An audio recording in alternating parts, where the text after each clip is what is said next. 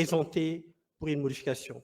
Donc la voie la plus simple, c'est l'interprétation qui a été cette proposition de loi relative à l'interprétation de la loi.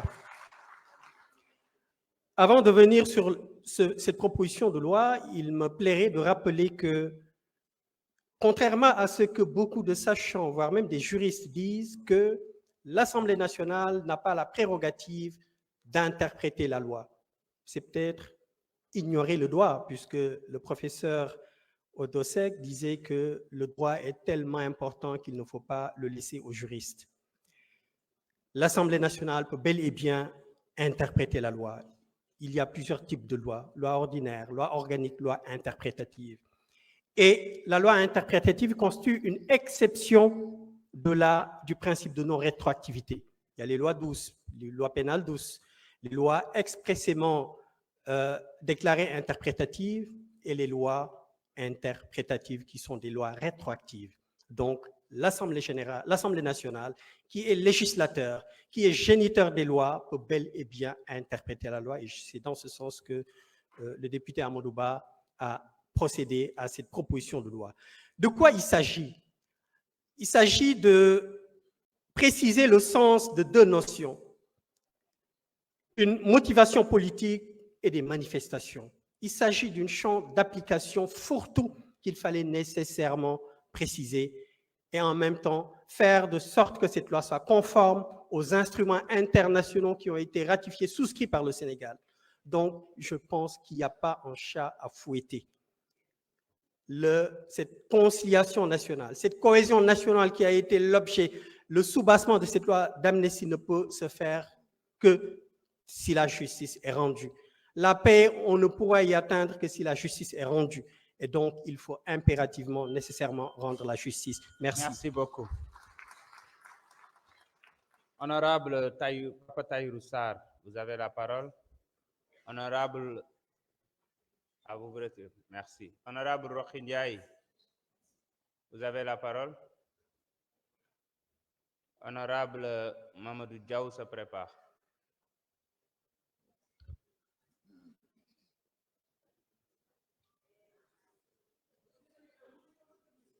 J'avais dit 17h45.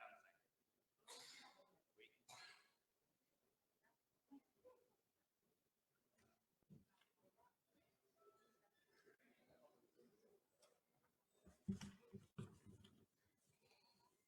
Merci, Monsieur le Président. Monsieur le ministre de la Justice, garde des Sceaux, Monsieur le ministre du Travail, de l'Emploi et des Relations avec les institutions, Mesdames, Messieurs les collaborateurs des ministres, honorables députés, assalamu alaikum. Monsieur le ministre, ñu ngi lay jaajëfal si liggéey bu am solo bi ngay def si département ministériel bi nga xam ne yaa ko jiite. waaye rek di baamtuwaat rek li nga xam ne collègue yi wax nañ ko mooy nga gën a baral sa loxo ci liggéey bi ndax Sénégalais yi ñu ngi koy xaar di ñëw nag di def benn rappel historique ndax dama bokkoon ci député yi nga xam ne dañoo nekkoon fii si 14e législature bi ñu indi woon fii projet de loi boo xam ne portant sur l'amnistie en 2024 député Pastef yi fi nekkoon nag rejeté woon ko voté contre li ko waraloon nag defe naa ne tey leer na ci bopp sénégalais yi benn ci li ko waraloon mooy dañoo nëbboon dëgg sénégalais yi waxuñu woon dëgg sénégalais yi li nga xam ne moo ëmboon loi bi beneen bi mooy différencier wuñu woon diggante infraction yi nga xam ne ñooy infraction criminelle ak les infractions délictuelles defuñu woon différence bi beneen bi nag mooy dañoo violé woon droit ñi nga xam ne ñoom ñooy les victimes maanaam ñi ñu reyoon ñi ñu jàppoon tëj leen ak ñi nga xam ne dañ leen jàpp pattal leen laagoon leen sous prétexte que ne dañoo bëggoon apaisement dañoo bëggoon jàmm ci réew mi ndax jàmm mën naa am foo xam ne dëgg amu fa jàpp naa ne mënul nekk di wax ne damay profiter balaa may continuer par rendre un hommage koo xam ne mu ngi fii toog parmi nous mooy le ministre Abass Fall su ma ko rendre hommage nag rendre naa hommage mboolem député 14e législature ndax fii dañ ñu fee dóor toroxal ñu fi def ñu fi lu ne moo tax bi ma déggee sànq am koo xam ne bari wax a tax mu ne ñee si kaw buñ tàccu dama ne kii fu mu nekkoon wala kii mooy kat ñoom ay fii lañ doon duy ay nit bañ fees dell indaale seeni piip ak seeni mbiip loolu defu leen ko kon gàcce ngaalaama yéen ñooñu.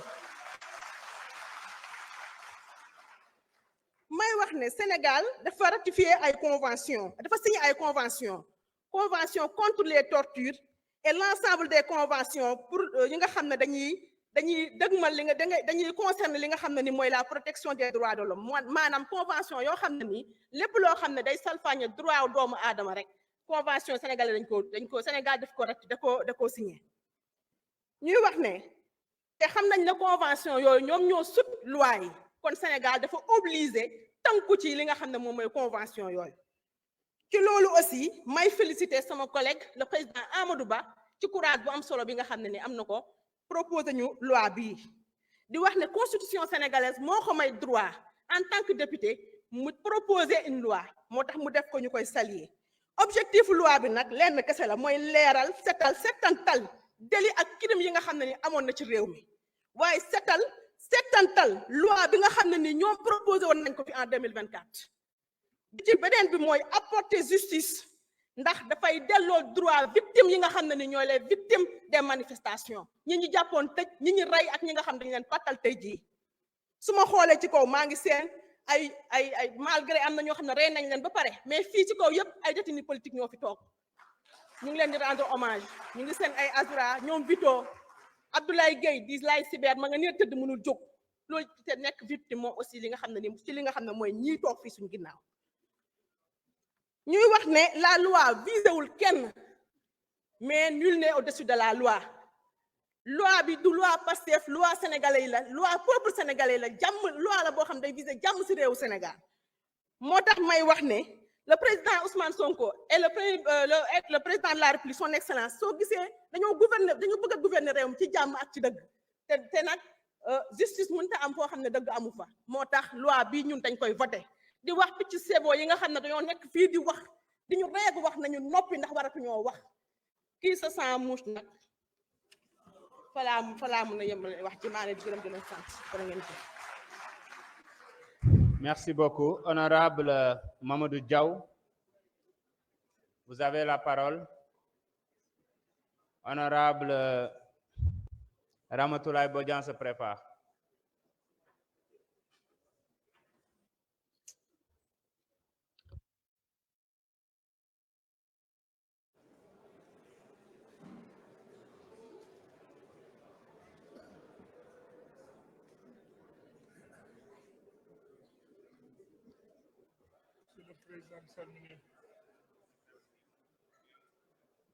Assalamu alaikum bandiraɓe ko adi fof mi salmini le président de l'Assemblée nationale mais il faut anda ici c'est l'Assemblée nationale, il n'est pas le président de PASTEF, ça il faut qu'il le sache. Il y a un règlement intérieur de l'Assemblée nationale. Moi, je ne suis pas un perturbateur, je vous dis la vérité. Moi, j'aime pas l'injustice, c'est ça. Je suis quelqu'un qui n'a jamais aimé l'injustice. Donc, Monsieur le Président, quand président de l'Assemblée nationale, on a président PASTEF, il faut gagner l'umdon. Ça, c'est important à savoir.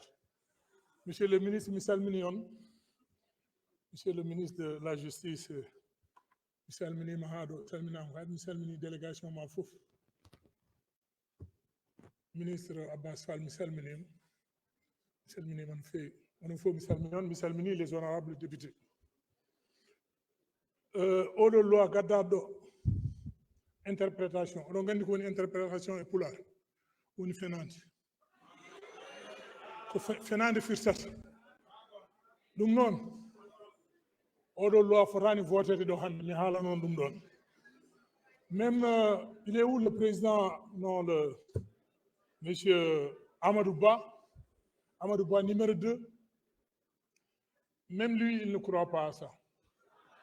D'ailleurs j'ai vu de lui cliniquement depuis qu'il prenait des benzo pour les nerfs voilà dum calmer. Il faut quand même que vous le sachiez que ça a une durée de vie de 12 heures. Après 12 heures, il faudra reprendre. Je pense que vous allez encore reprendre ces médicaments-là.